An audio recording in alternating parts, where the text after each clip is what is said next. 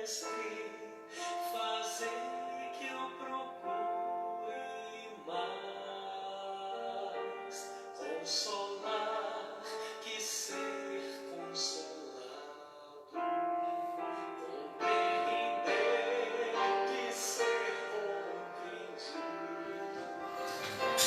amar que ser amado, pois é esse é perdoando que se é perdoado, e é morrendo que se para a vida eterna.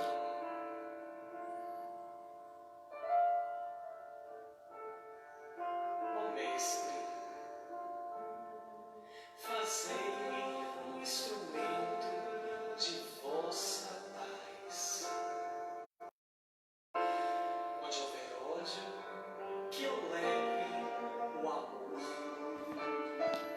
Onde houver ofensas, que eu leve o perdão.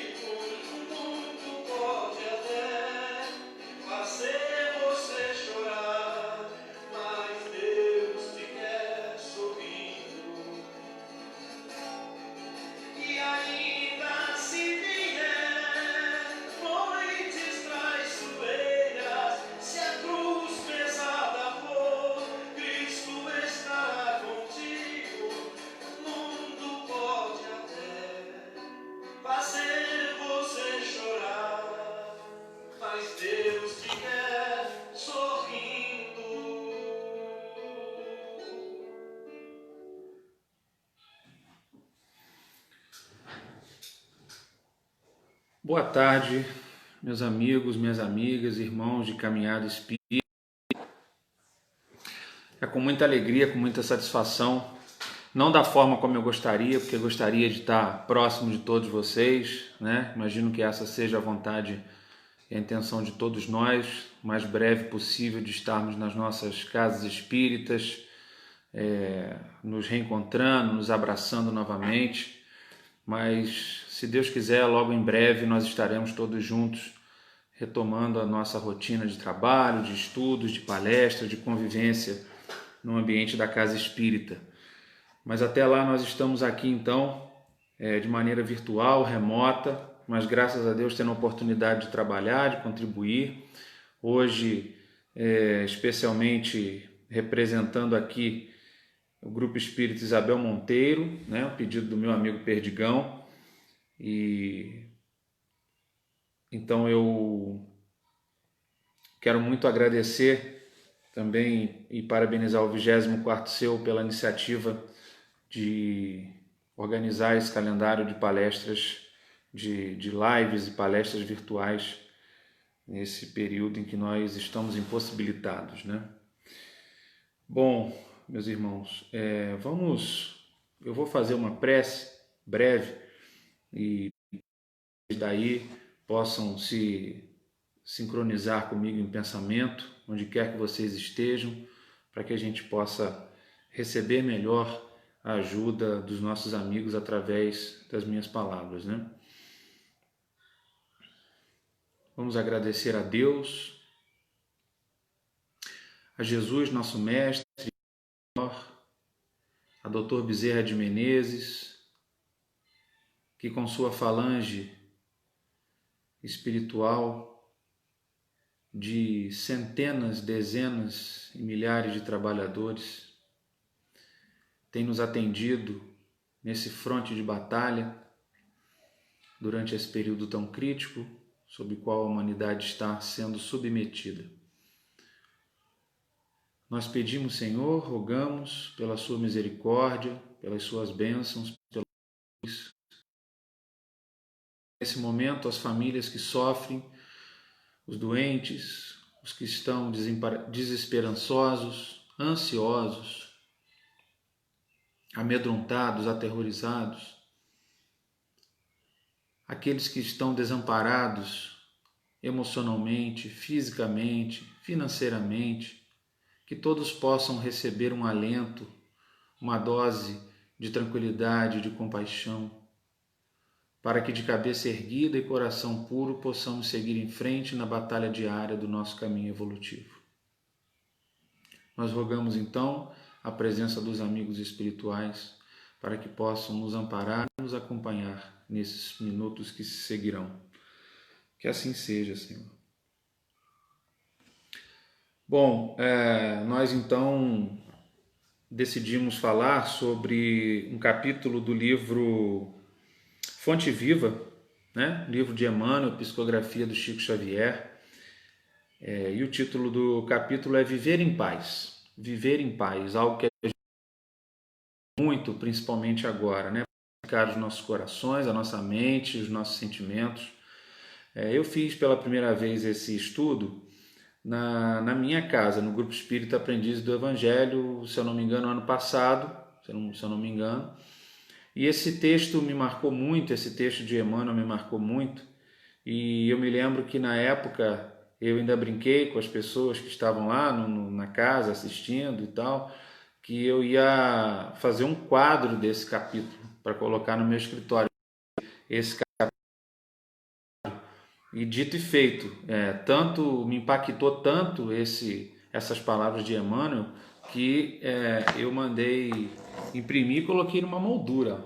Coloquei numa moldura e esse capítulo fica aqui comigo no meu escritório. Estou gravando esse vídeo aqui no meu escritório e ele fica comigo bem aqui ao lado da minha mesa de trabalho, e eu recorrentemente venho até esse texto para poder ler as palavras de Emmanuel, as orientações, porque muito mais do que uma instrução, esse texto é para mim um guia de conforto. Um pouco das impressões que eu tenho desse texto Espero que ela possa também, como é para mim, ser útil para vocês, né? Então, Viver em Paz, do livro Fonte Viva, psicografia de Chico Xavier, né? O capítulo começa com um prefácio de Paulo aos Coríntios, né? E Paulo, nós sabemos que tem toda a credibilidade, digamos assim, para poder falar sobre pacificação. Ele que foi pacificado, era um dos grandes perseguidores do Cristo, e depois na estrada de Damasco, né? Teve a possibilidade de Jesus, e dali em diante passou a ser um dos seus principais seguidores e um dos grandes doutrinadores do Evangelho do Cristo, né? Então Paulo recomenda: vivei em paz, mantenha-se em paz. Ele começa o capítulo com essa ação para que nós possamos nos manter em paz.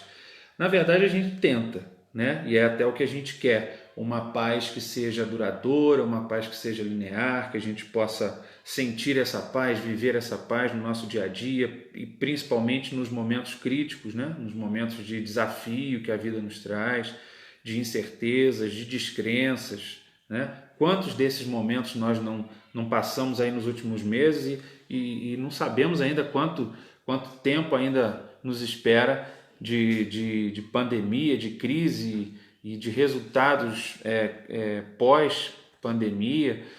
Nós não sabemos ainda ao certo o que nos espera. A única coisa que nós sabemos, a única certeza que nós podemos ter é que Jesus estará conosco, está desde sempre, está a todo momento.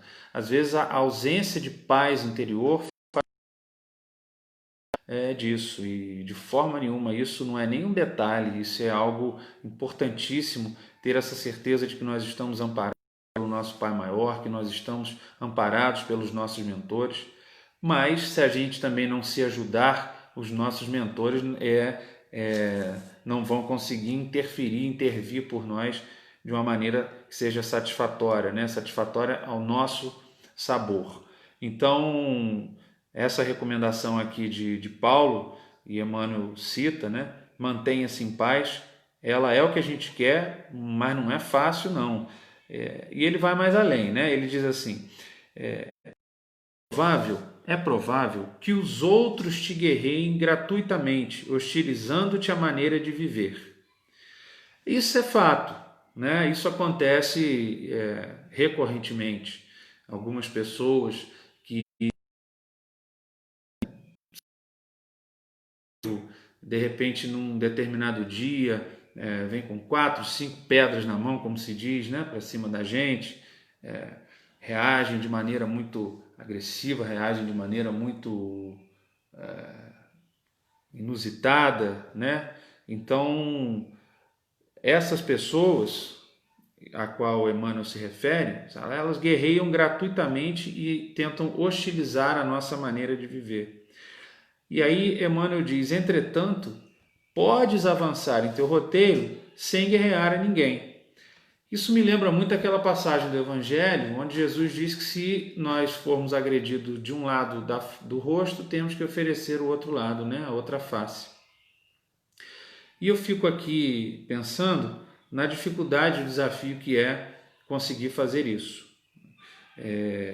Quando nós somos confrontados, quando nós somos hostilizados por pessoas que chegam aos gritos, aos berros, às vezes não tão espalhafatosas, mas falando baixo, né? Com palavras duras, com palavras ofensivas, com palavras que nos machucam, sem palavras, mas com gestos, enfim, nos ferindo de alguma maneira.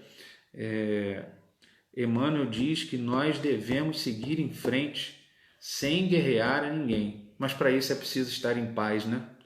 Porque como é que a gente consegue absorver bem uma ofensa, como é que a gente consegue absorver bem um tratamento mais rude, mais bruto, se a gente mesmo está também bruto e rudimentar por dentro, né? Porque a partir do momento em que a gente sai do processo de pacificação e se desconecta daquilo que nós sabemos que é o mais importante, o mais edificante, que são as boas vibrações, uma psicosfera positiva, está pensando em Deus, em Jesus, fazendo uma prece, um pensamento.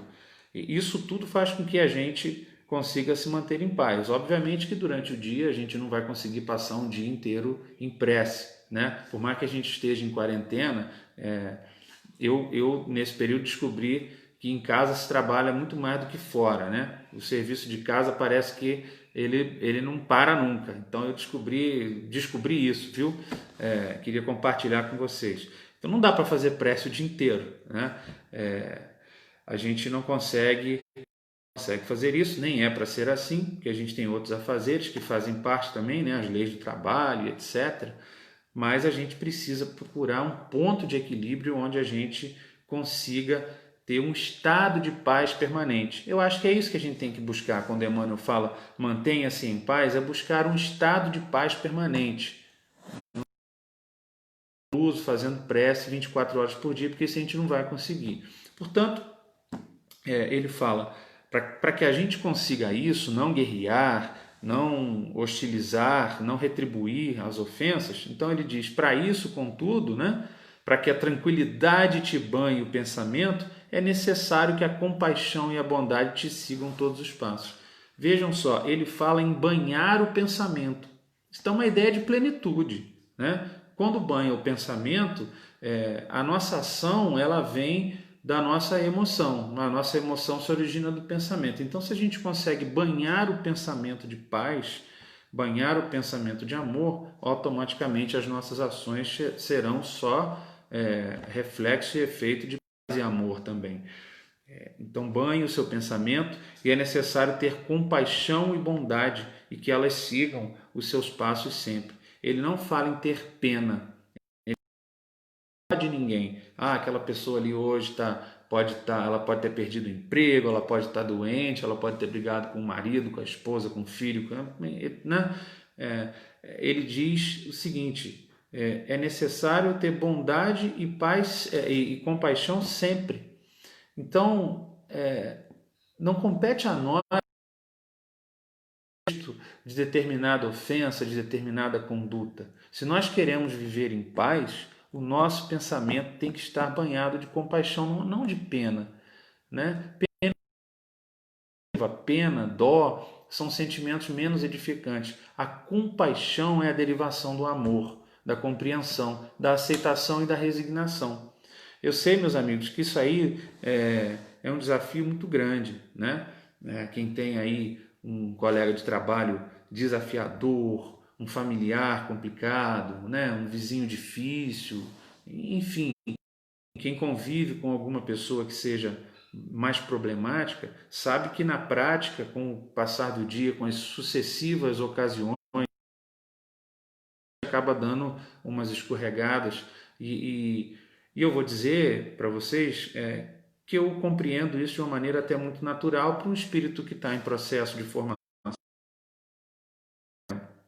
Nós espíritas, nós temos que nos penitenciar um pouco menos. Às vezes a gente lê tanto, a gente estuda tanto, e claro, a gente tem que se nivelar por cima, a gente tem que ter como exemplo Jesus. Já que é para ter um exemplo, vamos ter logo. Tem que se nivelar por cima e buscar o exemplo de Jesus. Só que nós não estamos nem perto de ser Jesus, sequer de ser um discípulo dele, né? Sequer de ser um discípulo dele. Então não dá para a gente ter uma autocrítica, uma autocobrança exagerada, exacerbada, porque senão a gente também vai promover um processo de autodepreciação, de depressão e de baixa estima muito fortes. Fulano hoje falou comigo e eu não consegui responder como Emmanuel falou, eu não consegui banhar de invigilância, ali de desequilíbrio, a afetação por algum problema daqui da carne, da nossa reencarnação, problemas da vida de um modo geral. Mas é muito importante que a gente tenha essa compaixão. E essa compaixão serve para o outro e para nós.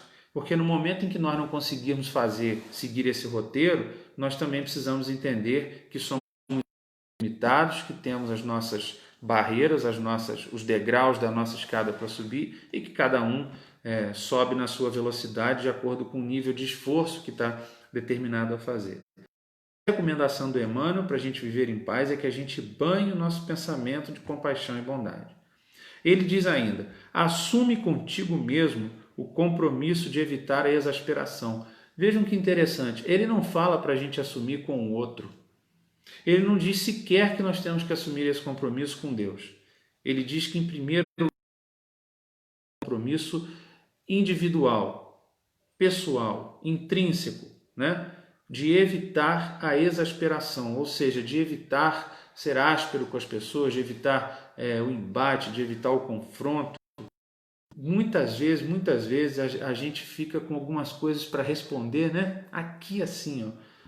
O Chico dizia, se você tem essa dificuldade de não responder, encha a sua boca e fique ali com a água na boca até que a outra pessoa fale tudo que ela tem que falar e depois ela vai embora e você então pelo menos conseguiu não responder. Mas claro que de forma prática a sugestão do Chico funciona, com a boca cheia d'água você não vai conseguir responder.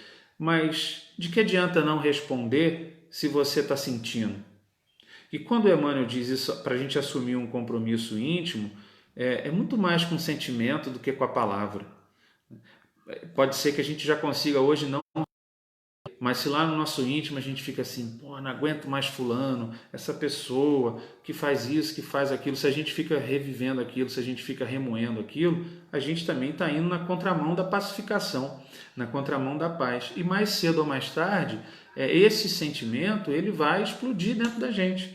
E ele vai fazer com que a gente tenha uma reação, às vezes até inesperada, então até surpreendente. Né? Poxa, fulano é uma pessoa tão equilibrada, fica sempre tão quietinho, de repente ele explodiu. Ele não explodiu de repente, ele já vem explodindo aos poucos, né? Porque não fala, mas sente. Então o nosso compromisso, o acordo que a gente deve firmar conosco, individualmente, é de procurar equilibrar os nossos sentimentos. Que nos desafia a grande questão, né? Emmanuel fala também aqui sobre a serenidade. Vejam que interessante. Junto da serenidade, poderás analisar cada acontecimento e cada pessoa no lugar e na posição que lhes dizem respeito. Então, a palavra serenidade já transmite a essência do que ele quer nos dizer. Se nós não estamos serenos, nós não temos capacidade de raciocínio lógico, né? Raciocínio lógico. Então, se nós deixamos de raciocinar de maneira mais concentrada, de maneira mais organizada, né? Nós perdemos de agir de acordo com as nossas crenças, de acordo com as nossas vontades ou de acordo com as nossas perspectivas, né? Tudo vem da lógica, tudo vem da razão. O próprio Kardec já fala isso nas suas obras. Então, sem serenidade, fica difícil a gente avaliar o porquê desses acontecimentos. Porém, se conseguirmos estar nesse estado de serenidade, nesse estado de paz, como eu disse, fica mais fácil a gente entender o contexto das pessoas, dos acontecimentos, por que espizinhando, por que fulana está sempre de o outro está sempre correndo, está sempre me questionando, me culpando, me apontando o dedo, né?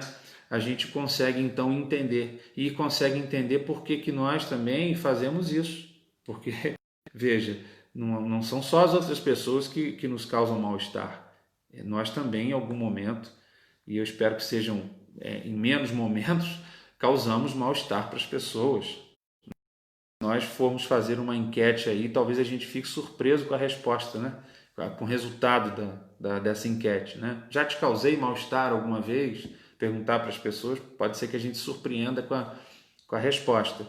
Então, com serenidade, a gente consegue entender o porquê disso está vindo de fora e disso está acontecendo aqui dentro. Categoricamente fala que se nós não mantermos a nossa mente tranquila e serena, nós não teremos um raciocínio lógico sobre a ausência de paz no ambiente em que a gente vive, né? Repara carinhosamente os que te procuram no caminho, né? Os que te procuram pessoas com quem você convive, com quem você cruza no seu dia a dia, né? Todos que surgem aflitos ou desesperados, coléricos ou desabridos, trazem chagas ou ilusões.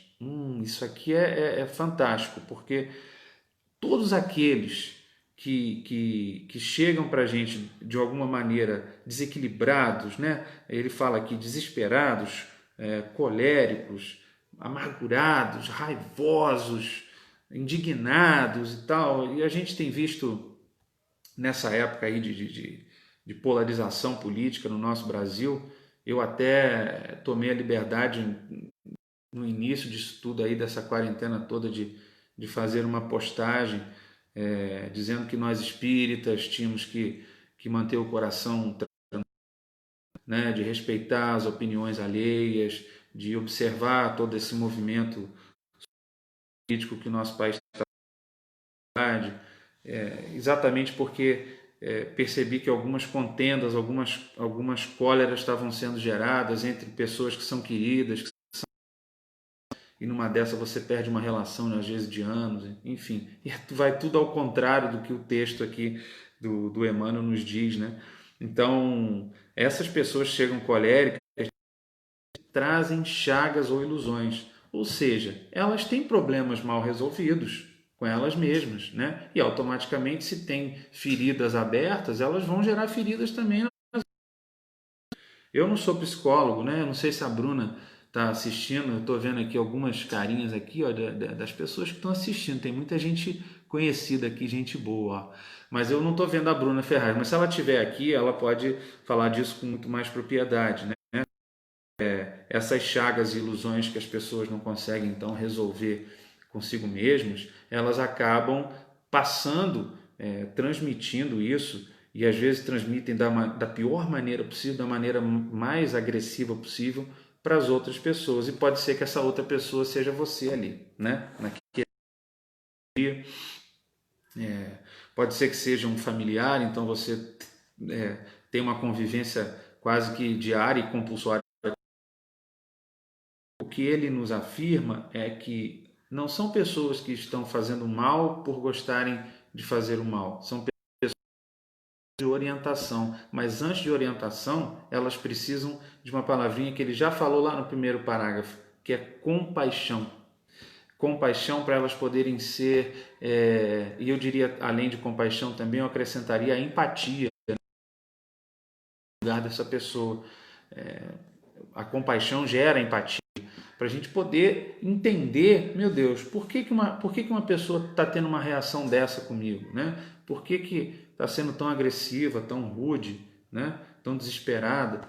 O que está acontecendo? Então, a gente exercitando compaixão e empatia, a gente consegue ir enxergando a vida pelos olhos do outro, né? E sentindo a vida pela pele do outro, cada um com as suas dificuldades, porque às vezes uma situação que eu posso achar que é supérflua, que é uma bobeira, uma coisa simples, para outra pessoa é um problema tremendo. Ela tem dificuldades emocionais de lidar com aquele determinado problema, com aquela determinada situação, e ela se desequilibra por completo e acaba descontando em quem está ali perto, ou logo em seguida nas pessoas com quem tem intimidade, etc. Então é importante que a gente tenha essa percepção de que todas essas surgem aflitas e trazem chagas e ilusões. Emmanuel, sabe como é que Emmanuel as classifica? Prisioneiros da vaidade ou da ignorância, porque não souberam tolerar a luz da verdade e clamam irritadiços. Vejam, gente, estão vivendo numa prisão emocional. E foram os próprios juízes, né? Foram juízes de si mesmos, sancionaram lá, não sei se esse é o termo, proferiram a própria sentença, né? E fizeram o próprio encarceramento. São prisioneiros emocional. O doutor Augusto Cury, eu não tenho certeza se ele é espírita, mas pela obra dele, pela forma como ele se porta, parece ser, não tenho certeza, ele nas suas obras fala muito sobre as prisões emocionais, né? Como nós criar essas, ele chama de janelas assassinas, né?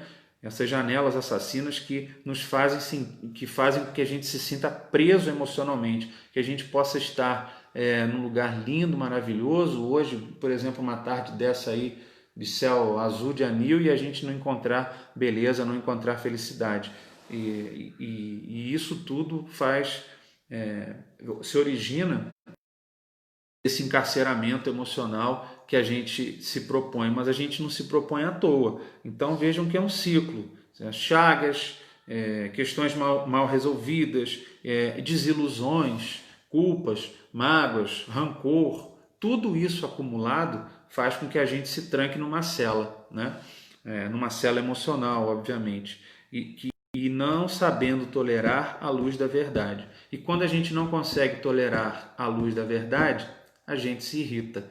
Olha os relatos das obras de Ivone Pereira, de tentativas de resgate de espíritos nas regiões de umbral, no Vale dos Suicidas, e quando os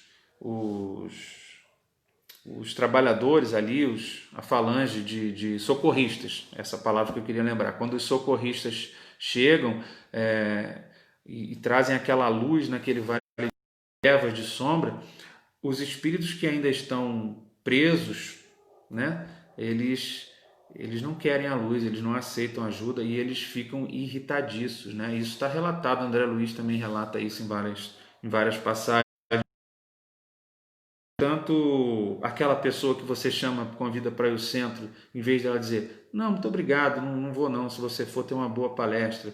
Ela, vamos ao centro? Deus me livre, tá maluco, que coisa de centro, o quê? Não quero nada com igreja, com centro, com nada. Essa pessoa rejeita a luz da verdade com tanta veemência, porque ela na realidade, está se sentindo presa, não sabe qual é a saída e consegue só mostrar a sua irritabilidade, a sua insensibilidade, né?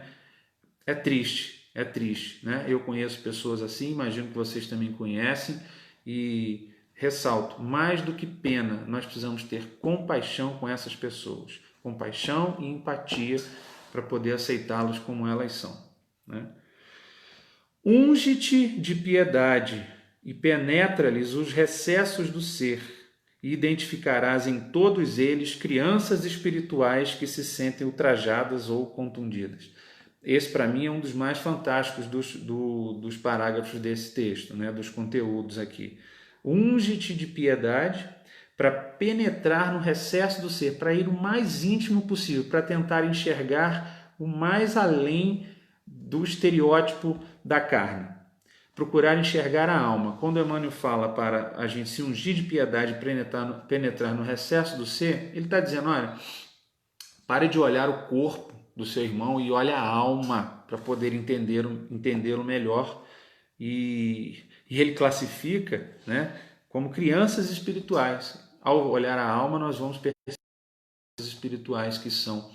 Emmanuel forja esse termo também, essa metáfora, para espíritos ainda muito endurecidos, espíritos ainda irritadiços. Ele faz essa metáfora com as crianças e até em outras obras também, e eu acho que se encaixa perfeitamente, né? Eu tenho aqui 2 filhos, o meu mais velho com 4 anos, nessa quarentena eu estou cortando um dobrado, porque meu filho, não faça isso, é a mesma coisa que falar que faça, né? Então, quando você vai lá e repreende, no sentido de dizer que não pode, e você coloca de castigo, você fala de forma mais firme para poder mostrar o certo e fazer a diferença do certo e do errado, a criança sempre, ela se estiver chorando, chora mais ainda, se estiver gritando, grita mais ainda, se estiver batendo um pé. Exatamente por essa questão, elas se sentem ultrajadas ou contundidas. As pessoas que são coléricas, essas pessoas que nos ultrajam, que nos hostilizam, sempre que você, pode perceber, sempre que você tratá-las com mais educação, quanto mais educação a serenidade você tratar, mais irritadiça ela fica, porque na verdade ela quer uma resposta para aquela atitude dela de uma mesma intensidade. E, às vezes ela acha, e aí muitas das por isso, mas a recomendação de Emmanuel é que a gente faça o contrário, que a gente entenda que ali tem uma verdadeira criança que está em processo de formação e a criança precisa de um tutor, a criança precisa de um educador, precisa de um moralizador, né? Ah, mas eu não tenho envergadura para ser tutor de ninguém, para moralizar ninguém. A gente é que acha que não. A gente está aqui na Terra para conviver em comunidade, para ajudar um ao outro dentro das nossas capacidades. Talvez realmente a gente não consiga doutrinar como esses grandes espíritos que já passaram aqui pela Terra, mas a gente consegue, uma proporção menor. A gente tem, inclusive, se a gente tem ali uma oportunidade de indicar o caminho mais iluminado, um caminho mais edificante, por que deixar passar essa oportunidade? Jesus não passar nenhuma oportunidade de doutrinação, por que nós vamos deixar passar? Né? E também estar aberto para quando alguém nos doutrinar, para quando alguém dá aquele conselho maravilhoso, iluminado, que fica como uma pulguinha aqui atrás da nossa orelha, faz a gente ficar pensando, por que se fechar para essa oportunidade? Muito pelo contrário, a gente tem que ter também de acolher esse tipo de aconselhamento. Então, não se espantem com essas pessoas, segundo Emmanuel, porque nós estamos falando de crianças espirituais, né? Uns acusam, outros choram, ajuda-os enquanto podes, pacificando-lhes a alma, harmonizarás ainda mais a tua vida. Veja, ajude enquanto pode. No Evangelho nós temos, reconcilia-te com o teu inimigo enquanto estás com ele, né? Então, ajudar enquanto nós podemos, enquanto nós temos a oportunidade. Ah, mas quer dizer que desencarnado não vou poder ajudar? Pode, mas você pode ajudar encarnado também, que é muito mais difícil, né? Porque a gente aqui encarnado, a gente está sob influências que fora da carne a gente não necessariamente tem. Então, há muito mais mérito em procurar ajudar as pessoas a encontrarem a sua própria paz aqui na carne do que fora dela, né? Esses que nos acusam, que choram, eles estão clamando por ajuda. Talvez o seu orgulho, a sua vaidade, permita que eles digam, por favor, você pode me ajudar, você pode me dar uma palavra de conselho, você pode me dar um abraço, você pode me levar a algum lugar, algum profissional, alguém que esteja disposto a conversar. Não consigam pedir isso explicitamente, mas se nós, como ele disse aqui, se nós entrarmos na alma, olharmos a alma, nós vamos perceber essa necessidade, essa oportunidade. E como cristãos, não é nem como espíritas, como cristãos a gente tem que estar ali de mãos estendidas para apoiar, para oferecer essa ajuda, né? Aprendamos a compreender em seu problema, né? Aprendamos a compreender que cada um tem as suas limitações. A gente sabe que um espírito ele é reconhecido pelos seus esforços, né, para se tornar melhor. Mas algumas pessoas não estão definitivamente prontas para se esforçarem, às vezes nem têm essa vontade. E quando se esforçam, colocam um grau de esforço não muito suficiente para conseguirem reverter uma situação de desequilíbrio, né? Uma situação de ausência de serenidade. Então nós aqui precisamos aprender a compreender que cada mente tem o seu problema. A gente fica pensando, a gente convive com tantas pessoas, depressão, pessoas que têm ansiedade, pessoas que têm uma doença crônica, pessoas que são pobres, pessoas que são mais abastadas, cada uma com o seu problema. A vida ela é dura, mas ela é muito real. A vida é uma eterna alternância de problemas, né? Então, para cada um desses problemas, existe uma solução que nem sempre está ali, clara, nítida, explícita aos nossos olhos. Mas nós precisamos aprender a compreender que o que é difícil para nós pode ser fácil para o outro e vice-versa. Eu vou dar um exemplo claro disso. Né? Suicídio é muito comum. Fulano, você soube que fulano se suicidou? É mesmo? Se matou. Por quê? Ah, porque brigou com a namorada. Só por isso? Namorado? Ah, não, se suicidou porque estava devendo muito dinheiro, né? Não conseguia pagar. E, pô, mas se matar por causa de dinheiro, podia tomar um empréstimo e tal. Ou tende a achar que o motivo do outro é um motivo torpe, é um motivo desnecessário. Mas quem está vivendo o problema é que sabe. Quem está vivendo o problema é que sabe. Então a gente tem que se ajoelhar diante do próximo para estar junto dele, estar com ele. Né? Não adianta só a gente falar para ele, a gente tem que estar junto dele, fazer com ele. Recorda-te de que a natureza, sempre divina em seus fundamentos, respeita a lei do equilíbrio e conserva sem cessar. Ainda mesmo quando os homens se mostram desvairados nos conflitos abertos, a terra é sempre firme e o sol fulgura sempre. Isso aqui é uma metáfora que Emmanuel faz falando da natureza, que dizendo, olha, mesmo com todas as no dia seguinte o sol nasce, o vento sopra, a lua vem e a vida se reinicia num ciclo lindo, maravilhoso. Ele está fazendo a metáfora para dizer para que a gente não desanime, que mesmo que diante de todas essas dificuldades e principalmente diante de pessoas que nos afrontam tanto, que nos desafiam tanto, que nós temos que ter a certeza de que aquela situação é passageira e que, se Deus quiser, nós vamos conseguir ser úteis para o outro, né? E de alguma maneira também tentar que o outro seja útil para nós. Esse conceito de utilidade, ele também é de Emmanuel, e Emmanuel o aplica quando fala da família, da composição do núcleo familiar, onde ele fala que dentro da família perfeitinha, tendo as pessoas do jeito que são, com as características que têm, com o perfil que têm, porque ali existe uma relação de utilidade. Elas são úteis para a gente do jeito que são, da mesma forma que nós somos úteis para elas, como nós somos. Né? Isso, não sei se para vocês, imagino que sim, mas pensar numa relação de utilidade, onde mesmo com problemas e defeitos e desvios, existe ali a capacidade de existe a capacidade de auxílio, de cooperação. Isso é magnífico, né? Isso é maravilhoso. E só a doutrina espírita para trazer, diante de uma situação tão obscura, de situações tão difíceis, trazer essa perspectiva tão iluminadora. Né? E aí, por último, o último parágrafo desse texto lindo é viver de todos, mas viver em paz consigo mesmo é serviço de poucos. Olha, gente, que coisa. Vou até repetir aqui. Viver de qualquer modo é de todos, mas viver em paz consigo mesmo é serviço de poucos.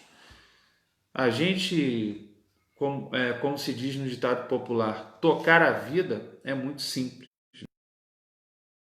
Isso é muito fácil, isso é muito simples. Vejam a quantidade de abnegação, de contribuição que os discípulos de Cristo, os 12 apóstolos, tiveram que fazer para poder propagar a mensagem do nosso Mestre, o próprio Cristo, né? A quantidade de abnegação que ele deu para nos trazer a verdade e o exemplo. E isso tudo indica que aqueles que decidem viver essas pedras no caminho, na verdade, elas fazem com que a gente reflita bastante sobre o grau de esforço que a gente tem que dar, que a gente está disposto a oferecer para nós e para o outro, para que a gente possa seguir subindo a nossa escada evolutiva, aquilo que a gente acredita ser o caminho certo. Viver em paz consigo mesmo é serviço de poucas pessoas conseguem estar num turbilhão como esse que a gente está passando aí e dizer, sentir essa paz, essa alegria, essa esperança que ainda continua no mundo. A gente liga aí a televisão, o jornal, a internet aqui com os noticiários, parece que o mundo está acabando. E não é isso, gente. Não é isso. O mundo não está acabando, está muito longe disso. Eu vi uma entrevista de um publicitário esses dias que foi muito interessante. Ele reforçando o Natal, mas não no sentido de que vai ter a festa Natal, que vai ter presente, estimulando as pessoas a comprarem no comércio. Não nesse sentido. Dizendo vai ter Natal, mostrando para as pessoas que as pessoas precisam ter esperança de que a vida vai continuar. Talvez de uma outra forma por um tempo, mas ela vai continuar. E os nossos conceitos, os nossos valores, eles só estão passando por uma prova, um simples exercício. Nós somos alunos. Emmanuel não fala também que o centro espírita é a universidade da alma, né? A escola primária está fora do centro espírita, né? O primeiro grau, o segundo grau é aqui no nosso dia a dia. E escola tem prova, escola tem exercício, tem tarefa, tem dever de casa. Então a gente tem que estar pronto para fazer prova, tarefa e dever de casa. O nosso professor está lá, o nosso tutor está lá olhando, né? E eu tenho certeza que a gente quer tirar nota azul. Tirar nota azul, ter aquele símbolozinho do certo da professora. Na minha época tinha isso no caderno, né? O símbolozinho do certo era super colocado. E hoje, no nosso caderno moral, cada símbolozinho desse a gente é comemorado com a sensação de que a gente está no caminho certo, está fazendo a coisa certa, está dentro da nossa limitação, da nossa capacidade, sendo o melhor espírito que a gente pode ser, sendo o melhor homem que a gente pode ser, né? Bom, eu queria muito agradecer a vocês pela paciência aí de terem me ouvido, parabenizar mais uma vez o 24º Seu pela organização dessas palestras virtuais, agradecer a Anne pela ajuda que ela me deu nessa jornada aí de tecnologia. Eu aproveito para pedir desculpas a vocês, eu tinha uma outra palestra marcada, câmera que não falava com não sei o que não falava com não sei o que, e enfim, eu não consegui fazer a palestra. Agora eu descobri como é que funciona esse bendito dessa live do Facebook, e se Deus quiser, isso não vai ser mais um empecilho para que a gente possa estar pelo menos virtualmente aí conectados. Eu tenho certeza que a gente está emocionalmente juntos, né, para a gente poder dar continuidade à questão da doutrina.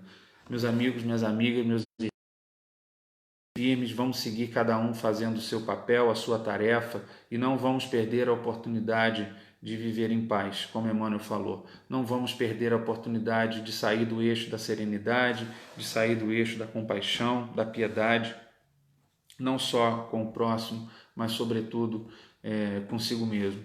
Esse é um caminho que, sem dúvida nenhuma, todos aqueles que entregam a sua vida ao bem, entregam a sua vida a Jesus, a Deus, devem buscar trilhar. Então é com muita felicidade que eu pude ter essa oportunidade. E para quem não viu, então, tá aqui, ó, Viver em Paz, que eu mandei fazer uma moldura, um quadro que fica aqui comigo no meu escritório, Viver em Paz, do livro Fonte Viva, Psicografia de Chico Xavier pelo Espírito de Emmanuel. Fiquem todos com Deus, que Jesus possa estar bem pertinho do coração de cada um de vocês. Força, fé, que logo, logo, muito em breve, nós estaremos juntos aí nas nossas respectivas casas espíritas e frequentando as nossas reuniões, as nossas palestras novamente, dando seguimento a essa caminhada. Um forte abraço para vocês, um beijo no coração de todos, que Deus nos abençoe, que assim seja.